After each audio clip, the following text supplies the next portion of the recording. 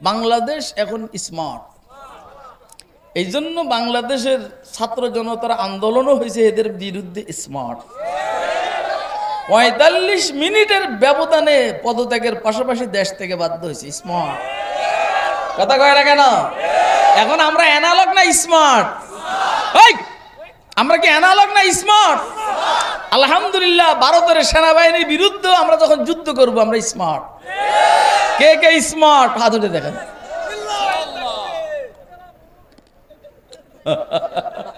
একজনে কয় কি জানে কাছে চালাম উঠালাম।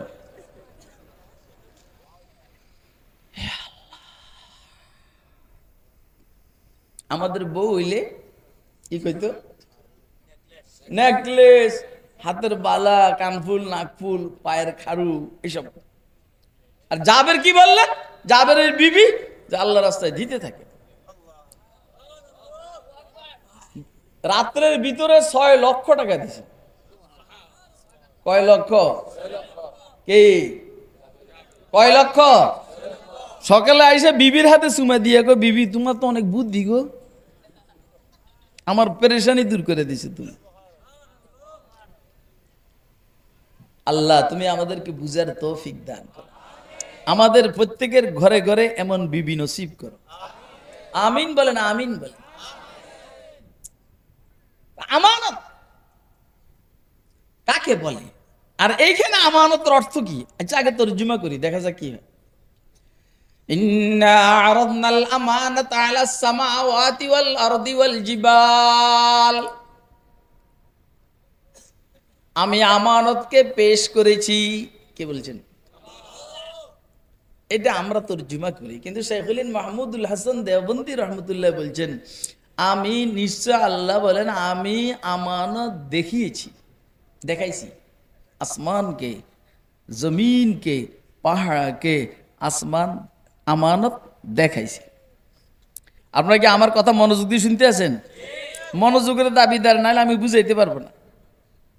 আমি শিক্ষক হিসেবে খারাপ হইলেও আপনারা ছাত্র হিসেবে ভালো হওয়ার দরকার, নাহলে বুঝবেন না। আপনারা বলবেন আমানত কিভাবে দেখায়? আমানত তো দেখানোর জিনিস না। হ্যাঁ, আমানত দেখাইবার জিনিস না, অর্থাৎ এইটা রুহানি জিনিস, গায়রে মুজাসসাম, আরজ, জাওহার না। জাওহার যেটা বডি আছে, আরজ যেটার বডি নেই। আমানতের বডি নেই, দেখাইব কেন? আল্লাহ ইচ্ছা করলে পারেন। এক উত্তর কি আল্লাহ ইচ্ছা করলে? আরেক উত্তর হইল আসলে এলেম এটা দেখা যায় না, কিন্তু এটার রূপক একটা ছবি আছে, এটার নাম হইল দুধ। এলেম আসমানি জ্ঞানকে আপনি যদি ফটো করেন, এটার ফটো হবে দুধ, তাই না? নাকি ওই ব্যাকল মৌলবী এলেম কথা কয় না? আরে এলমে ওহি আছে না? এলমে ওহি, ওহি इल्मी के नमाखूज से मशकात नबूवीस्त वल्लाह के सायराबी अज़ा तशनाए लब्बिस्त। বুঝুন বাদে আল্লাহ, বুঝুনোর দরকার না, এটা বুঝে যে কিছু একটা করতে আছে। এলেমের ফটো হইল দুধ। এলেমরে বডি করলে কি হয়? এই জন্য দুধ কেউ দিলে নিষেধ করতে নাই। আরে কথা কয় না কেন? হুজুর সাল্লাল্লাহু আলাইহি সাল্লাম মেরাজে গেছেন, 2 জায়গায় হুজুরের সামনে পেশ করা হয়েছে পানি, মধু, দুধ, শরাব। হুজুর মধু কিছু নিছেন, কিন্তু দোনো জায়গাতেই দুধকে প্রাধান্য দিছেন। জিবরাইল উত্তর দিছেন আসাবতাল ফিতরা, ফাইন তো, ফাইন তো, মানে জিবরাইল বলেন আসাবতাল ফিতরা, ফাইন তো, ভালো তো, যেটা সৃষ্টির সাথে সম্পৃক্ত আপনি হিটাই ধরছেন। আসমানকে আমি পারুম না, জমিনকে আমি পারুম না, পাহাড় পর্বতকে আমি পারুম না, ফেরেশতারা কয় আমি পারুম না, আমরা পারুম না।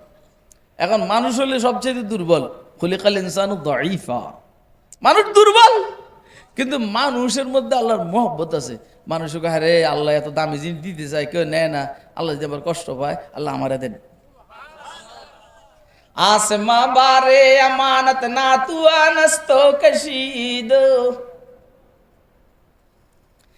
आसमा बारे अमानत ना तू अनस्तो कशीद, कुराए फाले बना में मने दीवाना जदन,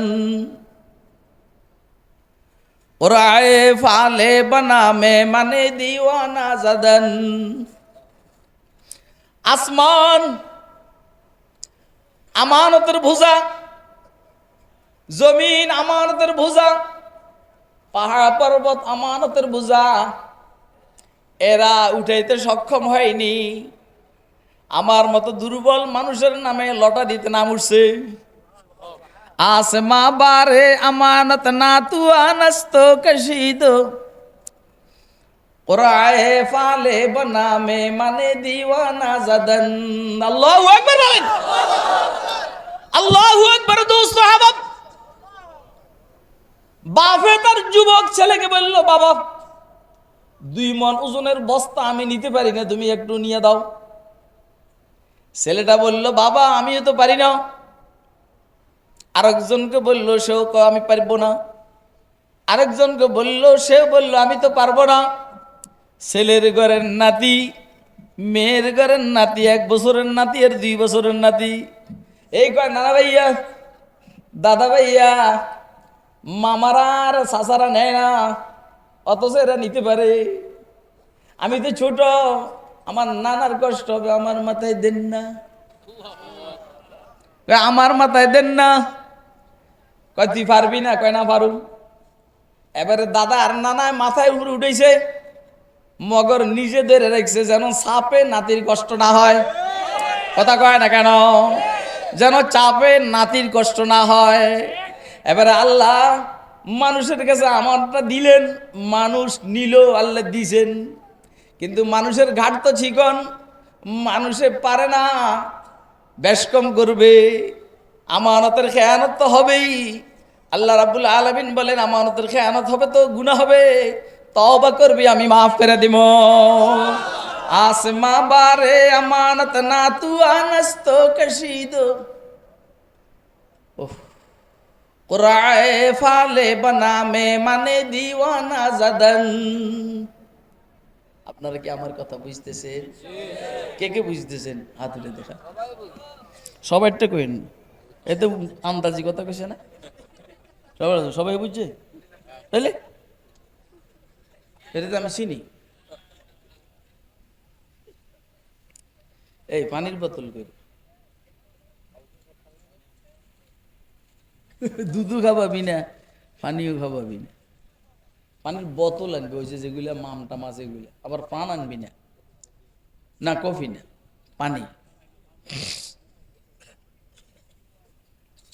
আমানতের অর্থ কি দেখেন? আমানত কিন্তু দামি জিনিস, কথা কয় না। বলেন ঘুরাইতে আছি আমি, কিন্তু আমি ঘুরাইতে আছি, কিন্তু আপনাদের ধৈর্যের উপরে আলোচনা হবে। আমি ঘুরাইতে আছি। ইন্নাল্লাহা ইয়ামুরুকুম আন তুআদ্দুল আমানাতি ইলা আহলিহা, আল্লাহ তোমাদেরকে নির্দেশ দিচ্ছেন তোমরা যেন আমানতকে জায়গা মতো পৌঁছিয়ে দাও। কথা কয় না? এই আয়াত অবতীর্ণ হওয়ার একটা প্রেক্ষাপট আছে। হুজুর সাল্লাল্লাহু আলাইহি সাল্লাম যখন মক্কা থেকে মদিনা হিজরত করবেন, এর আগে হুজুর বাইতুল্লাহর ভিতরে ঢুকে আপনাদের কষ্ট হয়নি? দেখেন আমার লোকে মুনাফিক কি করেন, আমি মুনাফিক বরদাস্ত করি না। আপনি যদি বলেন যে হুজুর কষ্ট, তাহলে আমি সংক্ষেপ করব। আমার কাছে দোনোটা আছে, আমি রবারের টাইমতেও পারি, আবার সাইডেও দিতে পারি। হ্যাঁ, আপনারা কিছুক্ষণ কথা শুনবেন তো? অন্তত আধা ঘন্টা। কে কে শুনবেন হাত উঠে দেখেন না।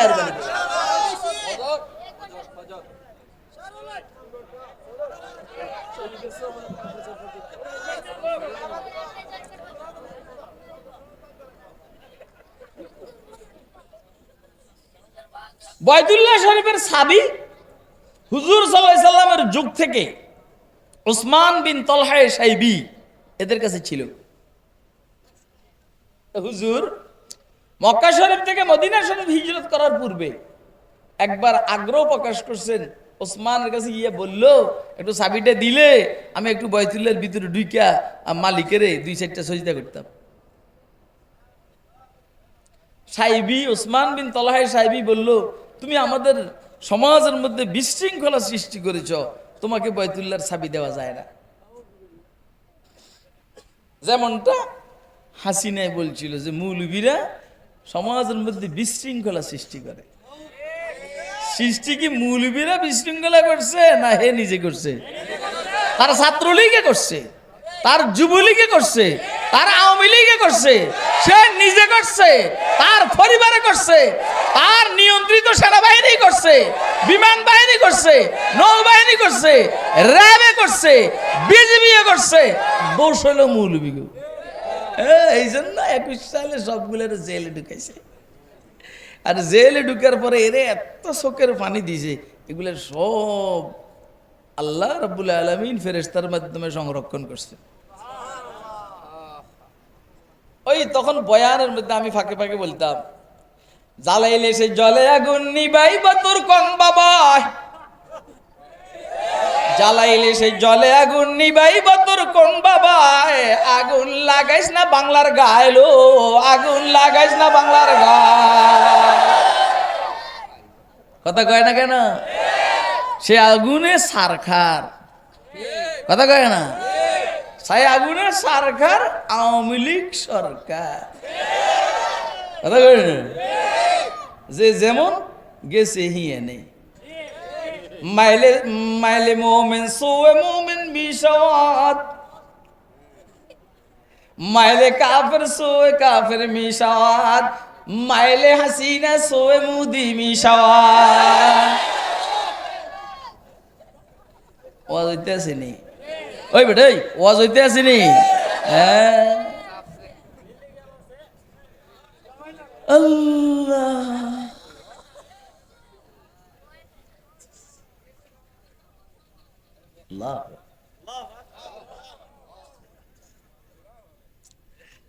ওসমান বিন তালহা সাহেবী বলছে, তুমি বেজাল লাগাইছো আমাদের সমাজের মধ্যে, তোমাকে চাবি দেওয়া যায় না।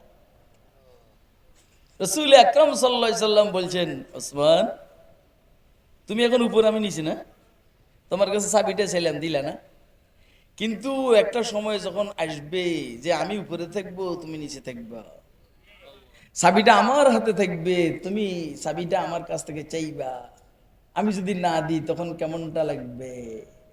ওসমান বলে, এমন দিন আল্লাহ যেন না দেখান, শকুনের দোয়ায় গরু মরে না। কথা কয় না কেন? ঠিক মক্কা বিজয়ের দিন রাসূল আকরাম সাল্লাল্লাহু আলাইহি সাল্লাম সাইয়েদনা আলী মুর্তাজা রাদিয়াল্লাহু আনহুকে বলছেন, যেখানে পাও ওসমানকে কণ্ঠ চাবি ধরে নিয়ে আসো, চাবিটা তার হাতের থেকে নিয়ে আসো। চাবি হুজুরের হাতে, ওসমান নিচে দাঁড়ানো। হযরত সিদ্দিক আকবর, হযরত আব্বাস ইবনে আব্দুল মুত্তালিব বলছেন, হুজুর চাবিটা আমারে দেন না। আলী রাদিয়াল্লাহু তাআলা বলছেন, শ্বশুর আব্বাজি চাবিটা আমারে দেন না।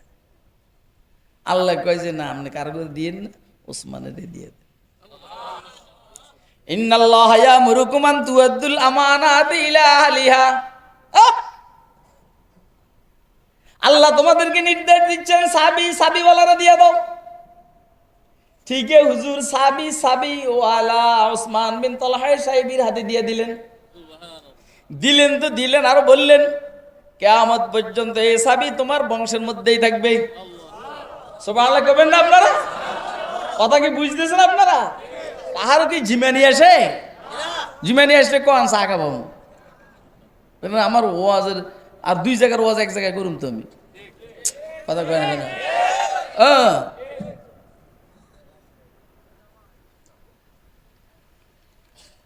একটু পানি খেয়ে লই।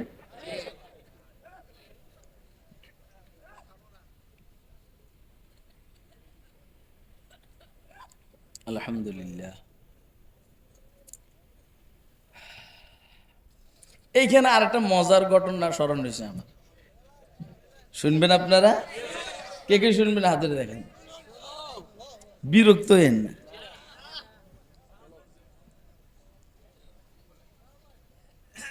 তাইলে কিয়ামত পর্যন্ত বাইতুল্লাহর চাবি দেখবে কার কাছে? সাইবি গোষ্ঠীর কাছে। কার কাছে? আচ্ছা, ইমাম মাহাদির আত্মপ্রকাশ ঘটবে কোথায়? বাইতুল্লাহর তওয়াফ অবস্থায়। কথা কয় না? তার মানে বাইতুল্লাহর চাবি তখনও সাইবি গোষ্ঠীর মধ্যে থাকবে, আর ওদের সাথে দেখা হবেই ইমাম মাহাদির। কথা কয় না? ইমাম মাহাদির সময় একটা বড় যুদ্ধ হবে, এটাকে মালহামায়ে কুবরা বলে, হাদিসের ভাষায় মালহামায়ে কুবরা, বড় যুদ্ধ। যেই যোদ্ধাদের ফজিলত হইল বদরি সাহাবায়ে কেরামের সমতুল্য। এবার আমাদের দারুল দেওবন্দের প্রথম মুহতামিম হযরত মাওলানা রফিউদ্দিন সাহেব রহমতুল্লাহ আলাইহি একটা ফলাফল বাইর করছেন কি, যে সাইবি গোষ্ঠীর কাছে যেহেতু চাবি দেখবে, আর হযরত ইমাম মাহদী বাইতুল্লাহর তওয়াব অবস্থায় আত্মপ্রকাশ ঘটবে, পরিচিত হবে, সাইবি গোষ্ঠীর সাথে দেখা হবে। এজন্য হযরত শাহ রফিউদ্দিন সাহেব একটা চিঠি লিখছেন হযরত ইমাম মাহদীর কাছে। চিঠির ভাষা হইল, রফিউদ্দিন দেওবন্দির পক্ষ থেকে আমিরুল মুমিনিন হযরত ইমাম মাহদীর নিকটে চিঠি। একটা তরবারি রাখলাম আপনার জন্য, আর একটা কোরআন শরীফ রাখলাম।